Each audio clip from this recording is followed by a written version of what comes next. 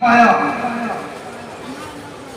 ایسی ایسی چیزوں کو لوگ ماں نے نہیں کھایا تاکہ اپنے بیٹے کو تکلیف نہ ہو. میرا بیٹا میرے پیٹ میں ہے، پیٹ میں نکلنے کے بعد پھر بیٹے کو جب جنم دیتی ہے، جنم دینے کے بعد بھی ایسی چیزوں سے رک جاتی ہے کہ بیٹے کو تکلیف نہ ہو، میرے بیٹے کو تکلیف نہ ہو. جب بیٹا پیدا ہو جاتا ہے، دودھ کے ایام آ جاتے ہیں، ماں دودھ پلاتی ہے. سردی کا ایام ہوتے ہیں، ماں ٹھنڈا نہیں کھاتی ہے. گرمی کا ایام ہوتے ہیں، ماں گرم نہیں کھاتی ہے. کیوں نہیں کھاتی ہے؟ کہتی ہے اگر دودھ پلاؤ گی، اگر کچھ کھاؤ گی تو میرے بیٹے کو سردی ہو جائے گی، میرے بیٹے کو گرمی ہو جائے گی، میرے بیٹے کو کچھ بیماری ہو جائے گی. ذرا اتنا خیال رکھو کہ جو ماں ہمیشہ اپنے بیٹوں کے لیے سوچتی ہو، آج وہی بیٹے جوانی کی دہلیز میں قدم رکھ کر کہیں کالا ہوتا ہے، کہیں سفید ہوتا ہے، لیکن ماں دل سے محبت کرتی ہے، ماں دل سے سینے سے لگاتی ہے، کیونکہ یہ میری چاہت ہے، یہ میرا خون ہے. باپ اپنے بیٹے کو سینے سے لگاتا ہے کیونکہ یہ میرا خون ہے، میری اولاد ہے، بہت محبت کرتا ہے.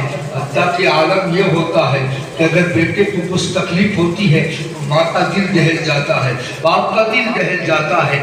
آج لوگ ماں باپ کو گالیاں دیتی ہے، ماں باپ کو برا بھلا کہتے ہیں، ماں کا ذکر آ گیا ہے. اس لیے تھوڑی باتیں ماں باپ کے بارے میں بتاؤں، ماں باپ کا حق ادا کر دو. اس لیے کہ آج زمانے جاہلیت کے اندر، جہاں موبائل کا رواج چل رہا ہے، جہاں انٹرنیٹ کا رواج چل رہا ہے، جہاں واٹس ایپ کا رواج چل رہا ہے، وہاں جس کے اندر انٹرنیٹ کے ذریعہ لوگ بتاتے ہیں ماں باپ کا مقام کیا ہے. لیکن آج ہماری حالات یہ ہے، آج ہم اچھا کھانا کھاتے ہیں لیکن آج ہمارے ماں باپ بھوکے ہیں.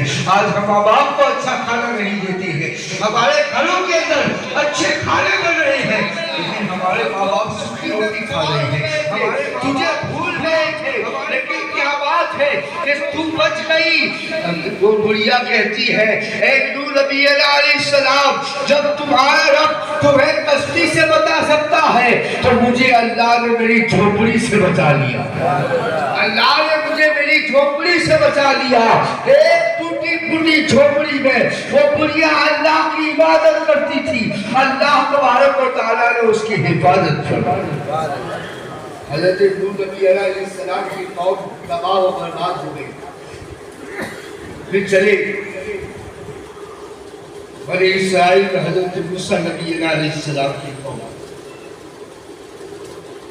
میں آپ کو ایک واقعہ عظیم بتاؤں حضرت عزیر علیہ السلام کا. عزیر نبی علیہ السلام وقت کے نبی. آج لوگ کہتے ہیں کہ نبی مر کر مٹی میں مل گئے ہیں، لیکن ان لوگوں سے میں کہتا ہوں کہ جو نبی ہوتا ہے بلکہ جو نبی کا غلام بھی ہوتا ہے اسے مٹی نہیں کھاتی. زمین میلی نہیں ہوتی، زمن میلا نہیں ہوتا. زمین میلی نہیں ہوتی، زمن میلا نہیں ہوتا. محبت کے غلاموں کا کفن میلا نہیں ہوتا. کیونکہ جو عاشق ہوتا ہے جب ان کا یہ عالم ہے تو خود اس نبی کا عالم کیا. حضرت عزیر نبی علیہ السلام بنی اسرائیل کے اس وقت بنی اسرائیل کا زمانہ. بنی اسرائیل گمراہیت کے اندر اور درجے میں فائز ہو گئے تھے، گمراہیت بڑھ گئی تھی. حضرت عزیر علیہ السلام کشتی کے باہر گئے ہوئے تھے. ادھر اللہ تبارک و تعالیٰ نے ایک بادشاہ مقرر کیا جس کا نام بخت نصر ہے. اس بادشاہ نے بیت المقدس پر حملہ کیا اور سارے لوگوں کو فنا کر دیا، تباہ و برباد کر دیا.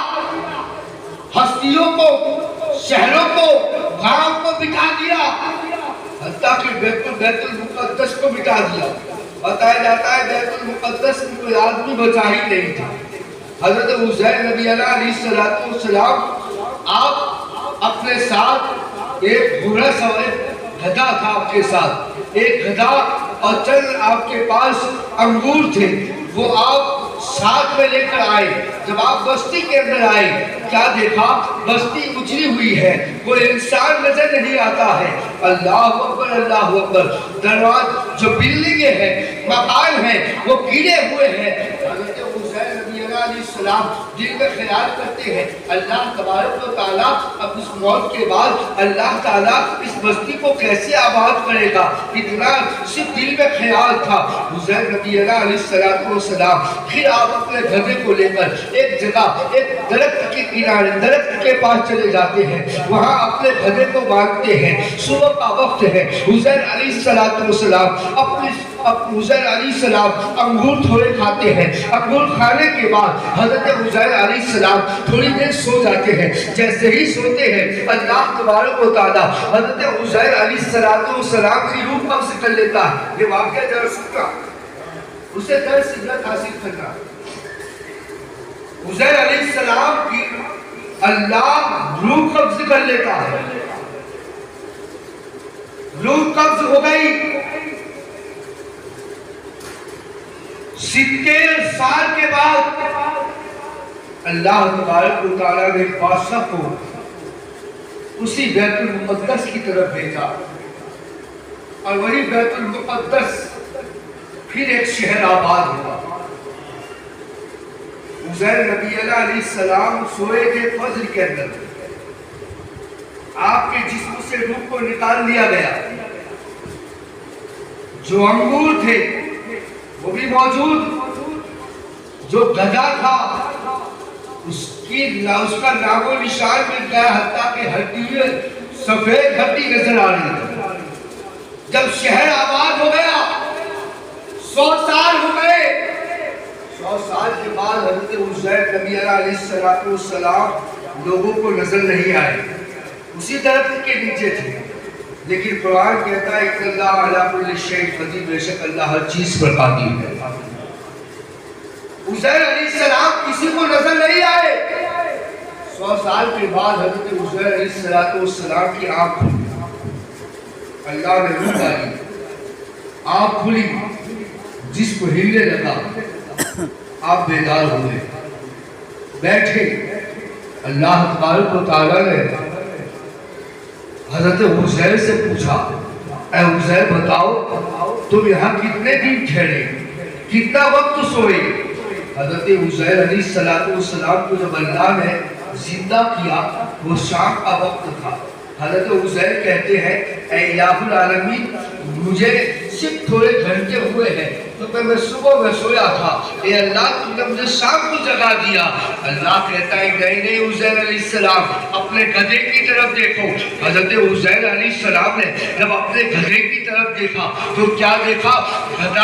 گدھا کا نام و نشان نہیں ہے، صرف سفید ہڈی ہے۔ آپ دیکھ رہے ہیں سفید ہڈی اٹھی، ساری ہڈی مل گئی، ساری ہڈی ملنے کے بعد ساری ہڈیوں پر گوشت آ گیا، ساری ہڈیوں پر گوشت آنے کے بعد گوشت کے اوپر چمڑی آ گئی، چمڑی آنے کے بعد سارے گوشت کی ساری چمڑی کے اوپر بال آ گئے۔ حضرت حسین علیہ السلام دیکھ رہے ہیں گدھا زندہ ہو گیا، آواز دینے لگا۔ اللہ تبارک و تعالیٰ نے حسین علیہ السلام سے کہا، اے حسین علیہ السلام، تم صبح سے شام تک نہیں سوئے، بلکہ پہلے تمہیں 100 سال تک یہاں سلا دیا۔ کتنے سال تک بھائی؟ 100 سال تک حضرت حسین نبی علیہ السلام سوئے نہیں، بلکہ آپ کی روح کو قبض کر لیا گیا تھا۔ جب آپ 100 سال کے بعد بیدار ہوئے تو دیکھا کہ بستی آباد ہے، بنی اسرائیل کی قوم کے لوگ بھی آباد ہیں، بستیوں کی تعداد اور بڑھ گئی ہے، بیت المقدس آباد ہو گیا ہے۔ حسین علیہ السلام کا اسی شہر کے اندر آپ کا مقام ہے۔